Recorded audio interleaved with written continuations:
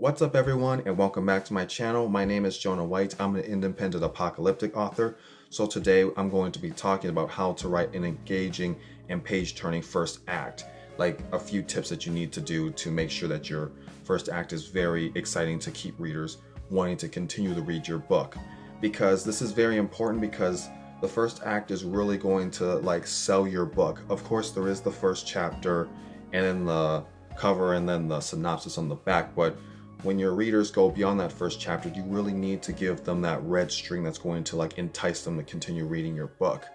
Now, right now, I'm talking about this because we're in Camp NaNoWriMo right now, a little bit over a week into it, and this is pretty much where most of us are going to be starting most of our writing, and we need to know these tips in order to make sure that we get a very compelling Act 1 within the first draft of our book. That way we're not writing a mediocre one and then when we get to editing and trying to rewrite the story, we don't really know what to do, or we're going through major rewrites, which could set us back in releasing our book or our schedules for marketing. So if you haven't already, feel free to subscribe, and share this video if you like it. That way I know this is the type of videos and content that you like. That way I can start making more of these writing tips videos. But without any further ado, let's get on with this video. So the first thing I'd like to talk about is make sure that your inciting incident is clear and fairly early on. It's better early than too late, because if you don't know what an inciting incident is, this is sort of like an event in the story that takes place. That way we know sort of what the story is about, or it kind of kicks the plot into motion.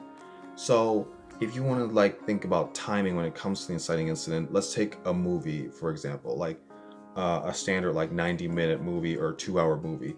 Now, there's a hidden written rule about movies that the inciting incident needs to happen before or within 10 to 20 minutes into the movie.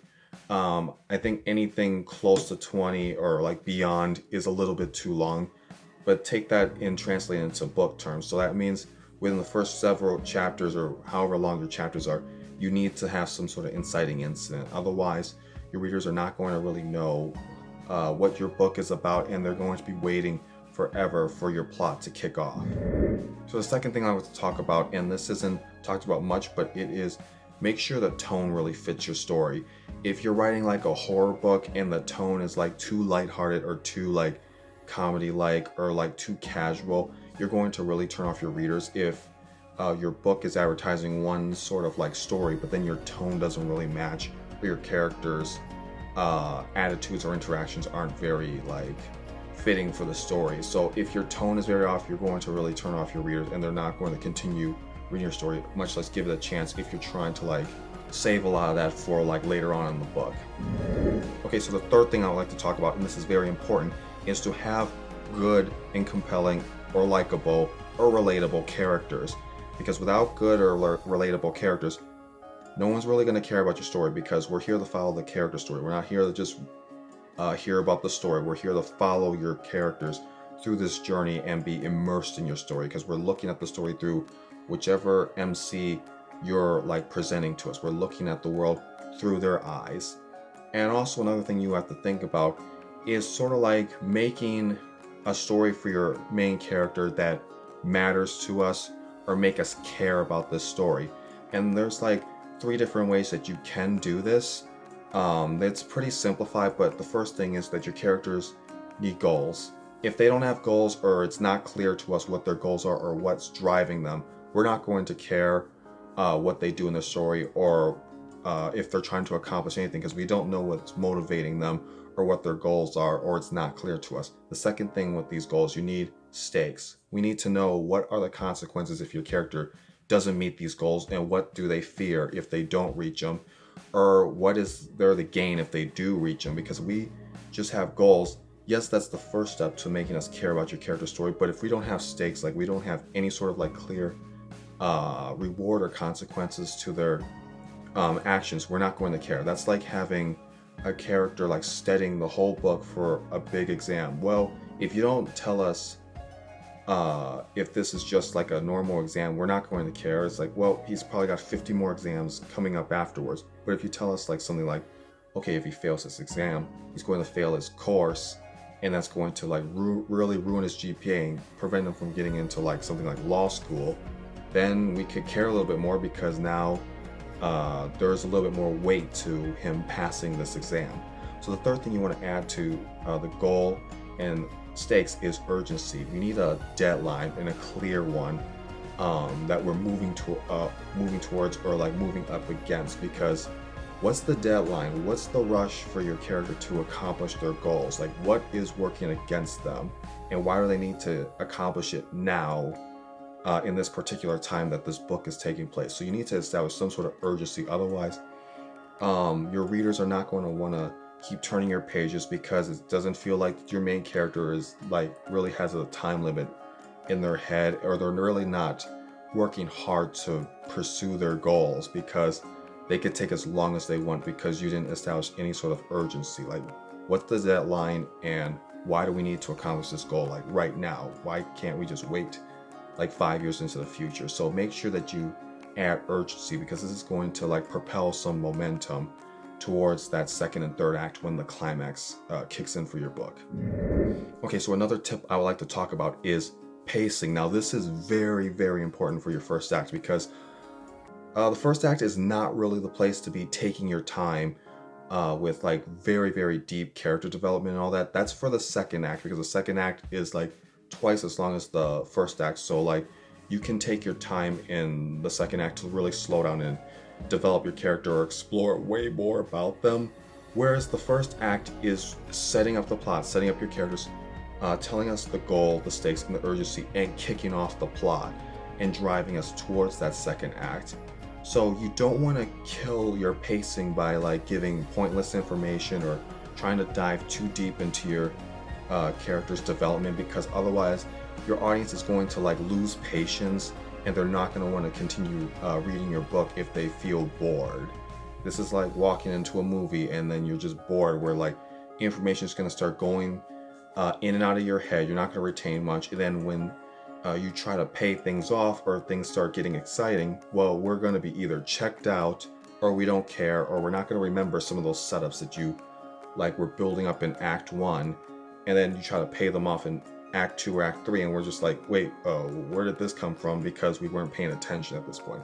So how do you want to like do better when it comes to pacing? Well, look at some of your scenes in the book when it comes to like maybe like editing, editing or something like that. So when it comes to like films, scenes should do one of two things, because movies do not have time like books.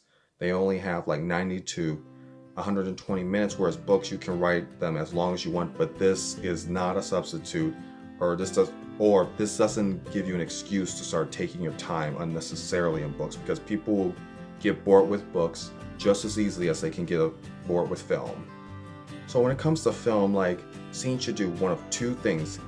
A, it should either develop the characters, or B, it should advance the story, or it can do both. If it's not doing either of those things, the scene must be cut, or find a better way to write it. That way it does one of those two things. That way you're not killing the pacing, or the scene has some meaning to it. Because you don't want any sort of scenes in your book or movie, but we're mainly talking about books. You don't want it to be where you can just cut it out and it doesn't make a difference. And plus, you want to make sure that every scene matters, or there's a point to it. And even if it doesn't seem like it has any point, you better pay it off later, or like at least have your scene play some sort of like purpose, or it doesn't like drag the story down by giving us like information that's not needed, or something that's just not engaging. Okay, so the final thing that you want to watch out for is don't info dump, because this is a big trap when it comes to like fantasy worlds, or like fictional world like stories, because you're trying to like introduce us to this new world or magic system or something like that, and you're trying to like get us caught up to speed on how this world works, or what the people are like, or what the civilization is like, or how some of the magic rules work. But the thing is, you want to introduce information when it's necessary. Like, you have a whole book to introduce certain information. You don't have to jam it all into Act 1, because guess what happens? You're going to kill your pacing, or you're going to like overwhelm your audience with too much information, and you're going to cause them to do one of two things. Like, A, they're going to like not know what information is important or not, so that a lot is just going to pass right through their head. And then if you try to pay off some of that information, well, most of us are not going to remember it because we were just skimming through all that information because we didn't know what was important or what wasn't important. And second, you're just going to overwhelm your audience where they're just going to be like just bored because they're not really getting anything of the story, and they're going to be thinking like, wait, why is this information being presented? Like, are we going to like see this information and see how important it is? Is it playing into the scene? If it's not, don't include this information. Like, save that information for if we're actually like going to see the fruits of this information, or when it's necessary for the plot. But otherwise, don't waste time info dumping in Act 1 because it'll kill your pacing, and you're going to like turn off a lot of readers if you're trying to like jam so much information into Act 1. Because Act 1 is sort of getting the story started, and it's working towards building that momentum towards Act 2 and the big climax. You don't want to waste time like putting all of the information into like Act 1. You have a whole book. Reveal that information when it's necessary. Okay, so that's going to conclude this video when it comes to like trying to write a compelling Act 1. Now, I know I didn't offer that many tips, but I offered some big ones just so you can like know what to do or what to add or what not to do in order to make sure that you write an Act 1 that's going to keep your reader's attention. So that's going to conclude this video for today, and if you like more of these videos, I'm in the middle of my Journey to Publication series. Now this is where I lay out every step from thinking about the story in your head all the way up to these writing video tips and past like marketing and post-release of your book, whether you're writing a standalone book or a book series. Again, I would like to ask you to like, subscribe, to share this video. If you enjoyed it that way, like you can help support the channel, as well as like me know that you like these sort of videos. But without further ado, I'll see you next time.